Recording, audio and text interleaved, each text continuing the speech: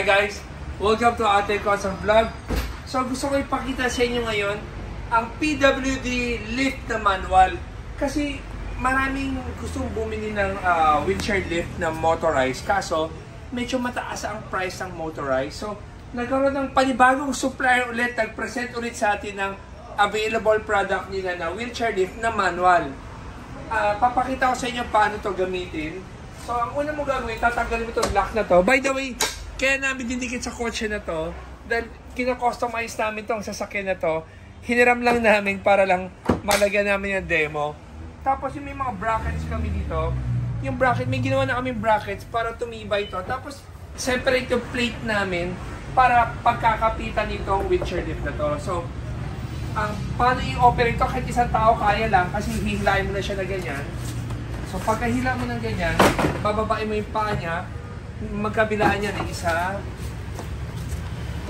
dalawa. Tapos ito yung last. Ito yung last. Pag fuel mo, may goma rin siya eh. So yan.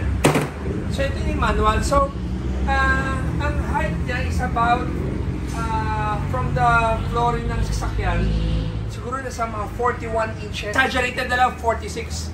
So kung meron kang van, susukatin mo na lang. Basta below 46 pasok tong lift na to. Ito kasi itong tourer masyado mataas. So, papakita ko kung may wheelchair lift. So, igapang mo nga yung wheelchair lift. Ay, ito. Sakyan mo. Diyan mo. So, papakita ko lang na ito yung wheelchair lift.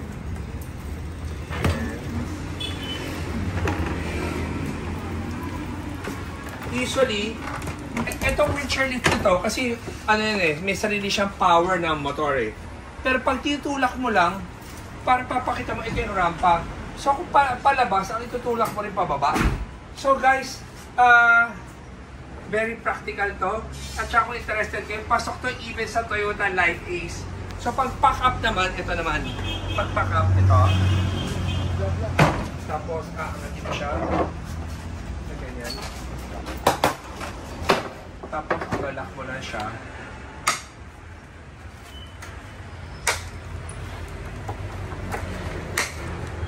Tapos na. So guys, if you're interested with this product, you can call our office at 3411-5858. Thank you guys!